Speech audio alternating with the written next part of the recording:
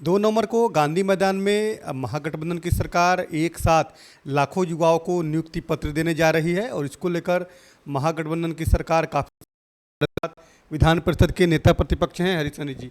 Sir, 2 नवंबर को जो कार्यक्रम लाखों युवाओं को एक साथ नियुक्ति पत्र जो है वो नीतीश कुमार सौंपेंगे और लगातार उनके पार्टी के लोग कह रहे हैं कि हमने जो वादा किया था उन वादों को हम पूरा कर।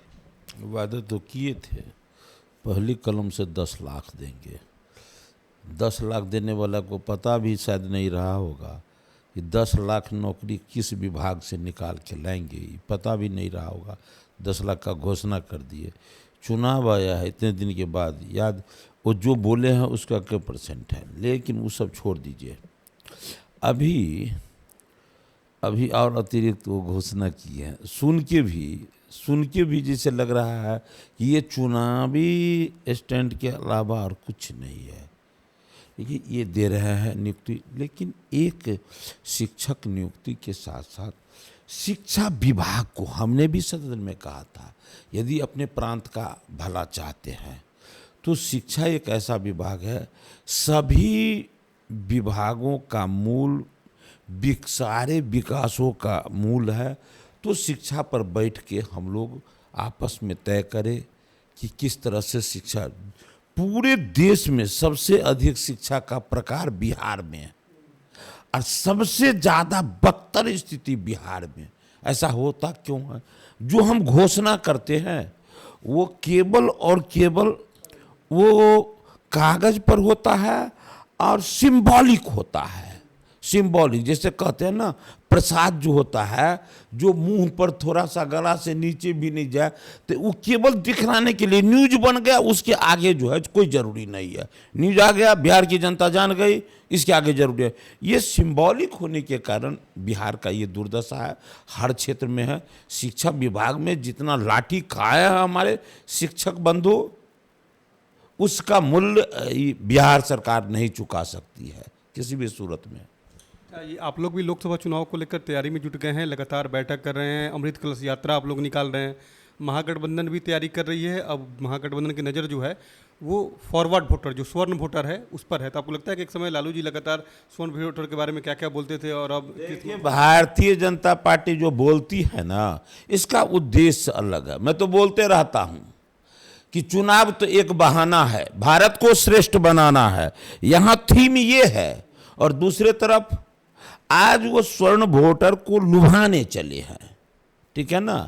भूल गया वो दिन, सवर्ण समाज के लोग भूल जाएंगे, चंदन मिटाएंगे, ग्रंथ जलाएंगे, जनेऊ जलाएंगे।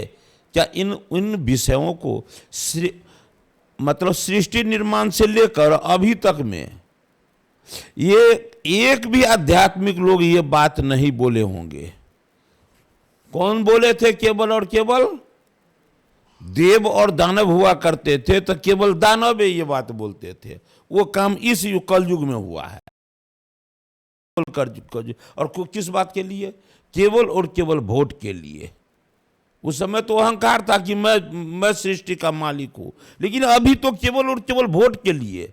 कहते एक नारी को 2 साथ कैसे हो गया, राम कैसे है? आरजेडी के विधायक कह रहे हैं कि दुर्गा काल्पनिक। अच्छा, तो ये बात उनको दूसरे को सुनाने का आवश्यकता क्या है?